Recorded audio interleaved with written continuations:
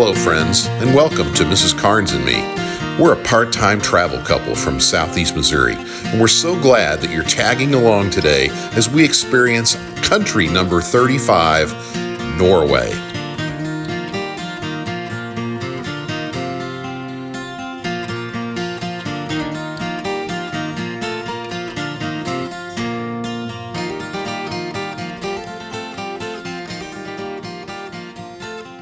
Well, good morning, friends. We've just gotten off the boat in Bergen, Norway, country number 35. And thank you for coming along with us today. We're going to show you some of the sights, sounds, tastes. I can't give you the smells. We can't do that on here. But we're going to give you all the information that we find out about Bergen today. It's raining, although I think it might have just stopped. It's the rainiest city in Norway, it said. And there's a lot of rain in Norway. Yeah. And it's like 55 degrees. There's a little breeze. I think it's absolutely perfect weather today. And thank you again for coming along and joining us.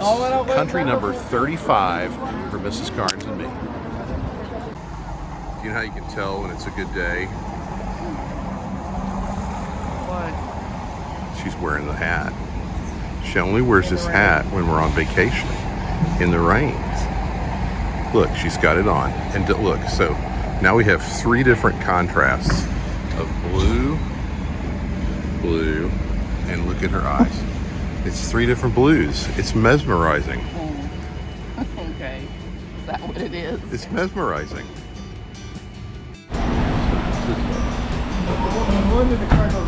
We're going this way? He didn't hear you. He said, no wonder the Cardinals aren't winning, all the fans are over here. You know what? It takes some bravery to wear these hats out in public this year, doesn't it? You know where I moved to? It's Kansas City. So Okay. Oh, yeah. Exactly right. I hear you. That's right. You guys enjoy Good your to day. see another Cardinals fan. This is funny. The historic city of Bergen, Norway is known for its quaint wooden houses surrounded by mountains and fjords. But it's also home to one of the prettiest McDonald's restaurants in the world. With over 36,000 McDonald's restaurants, and this being ranked as one of the best, we had to have a look. With no big arches on the painted timber facade, you wouldn't immediately know that this building is a McDonald's. It does, however, look the same as everywhere else in the world when you go inside. But it did have a few things to eat that we had never seen offered. Funny. Cafe. They're everywhere. We're in a McDonald's. The orange creams. Truffle and onion burgers are featured. Oh, truffle and onion. That sounds good. What do the fries look like? They look different. I don't know. Big chicken salsa. Chicken Big Mac. Truffle and onion beef. Truffle and onion chicken. Truffle and onion vegetable. What's up? Curry dip. Hot chili dip. Cheese. McFeast dip. Yeah, chili mayo. That's fun. What's new? A truffle burger. Oh, look, sweet potato fries. Yum. Sunday tutti frutti. Fun. Okay, I'm good. Raining again. We're in search of the Thursday meal. Served on Thursdays in Bergen. Okay.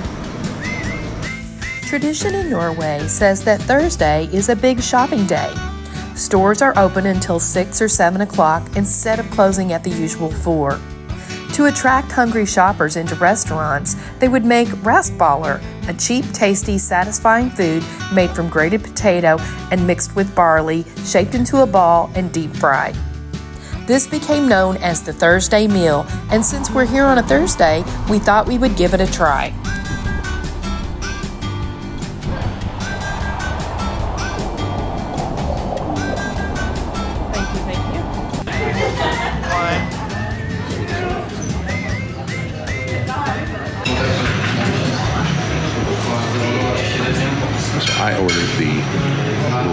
scouse, which is like a lamb stew. And Mrs. Karnes ordered the plukfish. We're having a Norwegian Pilsner. It's like a pale ale. It tastes like a very soft pale ale, not hoppy at all, and not really dry. I do not know the name of it. I couldn't pronounce it if I tried, but it's very nice. First 2 sips are enjoyable.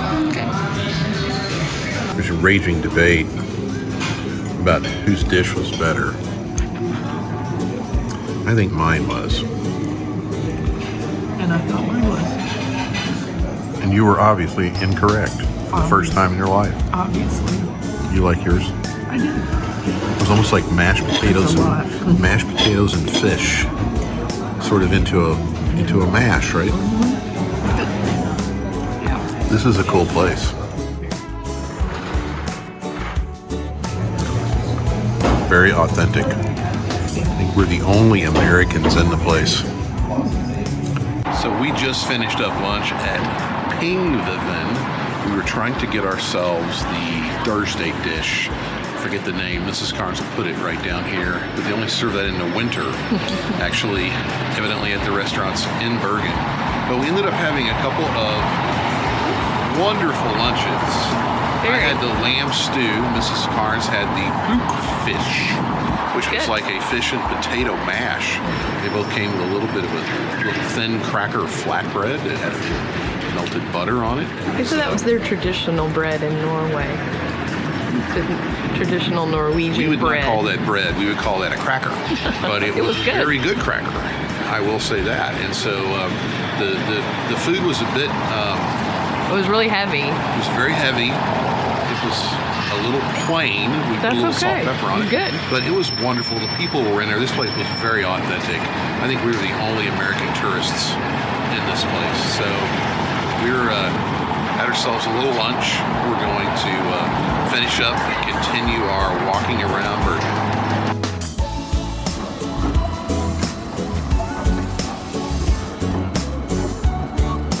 So as we're walking around looking at all the buildings here in Bergen, it looks very Russian to me. It looks like a lot of Russian influence. It looks very Slavic, I think is the architectural name.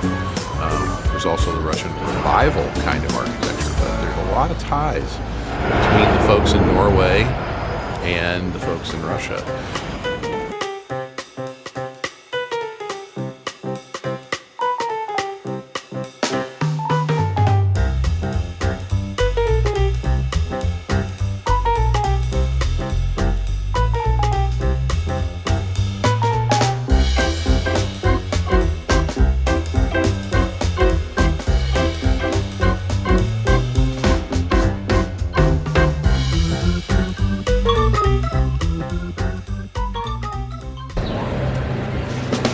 So there's quite the line. Mr. Karnes is back there. Seems to be the thing for every hot dog we ever got. A man with his hot dog. So I asked him if these were better than the ones in Reykjavik, and he said, why, yes. So this is street food in Norway, street food in Iceland. We've had the one in Iceland before, but we didn't document it very well. So we're going to document it on this trip. So we're starting off with the one here at Trekroneren in Bergen. It's a little messy, but I'll do my best.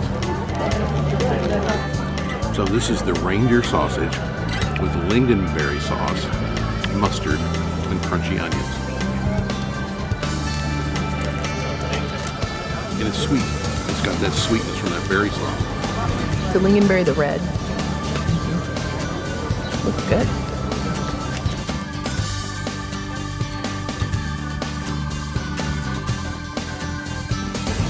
So here's my final thoughts about the hot dog in Bergen. Sausage is very nice. Very. Very little spice on it.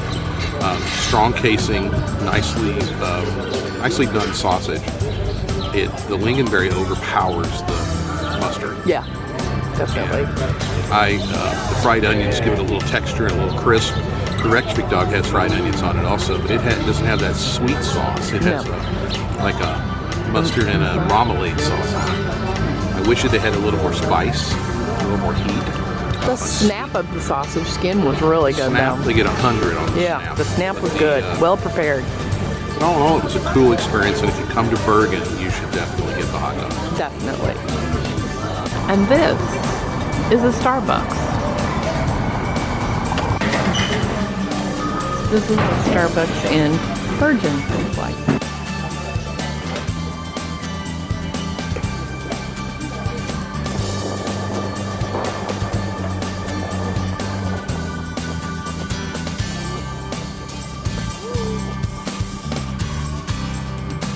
So I've noticed something today. I just saw someone else walking around a minute ago with a Carhartt hat on. It was a young lady. The Carhartt hat was pink.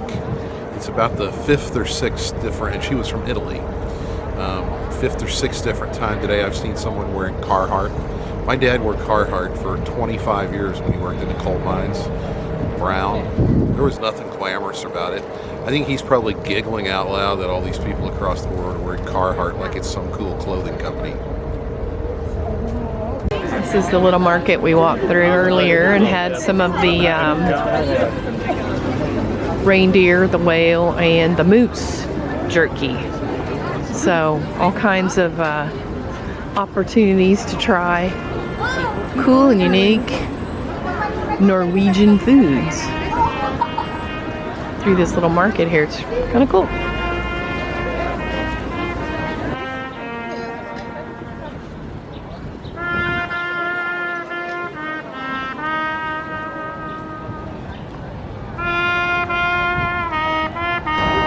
He was just talking about Carhartt, and look at there, the Carhartt state of mind.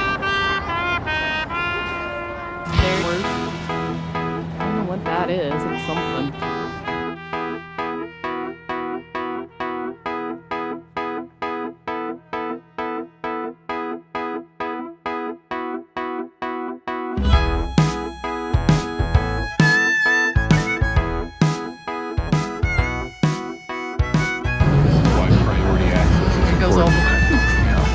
Hello friends, we're back on the ship after an exciting day out of exploring all that Bergen, Norway had to offer. Well, we couldn't do all of it in about 8 hours, but we did as much as we could in 8 hours. A couple things that we thought we'd sit down and talk about as we got back onto the ship. It may sound silly, but when you get off the ship, especially in a bigger city that has multiple ports, multiple terminals, if you look around Bergen, there's probably like 5 places that a ship that's this size could land. So drop yourself a pin so that you know exactly where you're going back to. We had to stop and figure out where we were going to get to get back here. It would have been easier if we'd have dropped the pin when we got off the ship today. We'd have known exactly which terminal that we needed to come back to. The second thing is that when we got back to the ship, we were very, very, very glad that we have the priority access that we paid for. I think it was a little over $200 to have priority access added onto our reservation. Yeah. And by doing so, we got to skip the huge line. Mrs. Karnes, I'm sure will insert some video here of the, I don't know how many people in that line. It probably saved us an hour. And get in the line that had maybe 20 people in it. Yeah, and the elevators that only had that many people waiting, which right was there, none, went right up. It's reserved for the Haven folks who stay in the Haven, suite people that have owners, suites. People that have suites, and people who have priority access. So we bought it. Also get you on the ship faster. It put us in boarding group number 1. Right. And we've gotten hors d'oeuvres a couple nights, and You get a breakfast. You get a charge off of your breakfast. They don't charge you. Okay. Yeah, you can order a room service as well without a charge. So I think that was worth. I just didn't want to wait in that line for 45 minutes to get on. I don't know how the ship's supposed to leave in 20 minutes. I hope those people are all on. The line is huge still. I saw it on the other side. There. Yeah. Mm-hmm. I think our side had a better view. People still coming in. So we got back, and Mrs. Karnes took advantage of that priority access to go down the drop.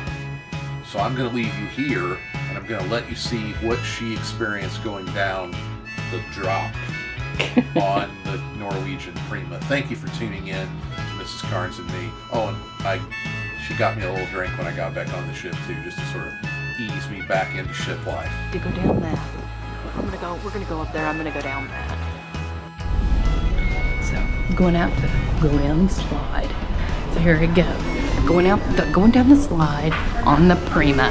Now, this is the dry slide, so still have my clothes on. Don't have to have swimsuit on for this guy, but it's gonna be fun. So stay tuned. Here we go. Going down the slide. Here we go. There he goes.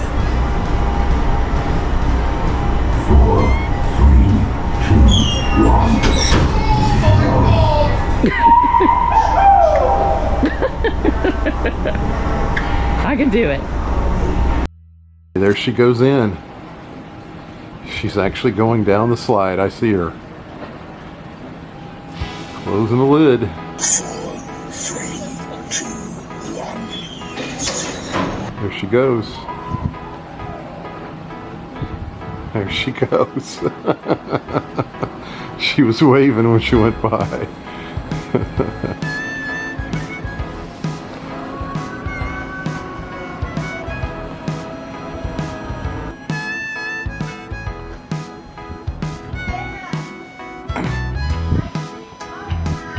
There she is. She made it.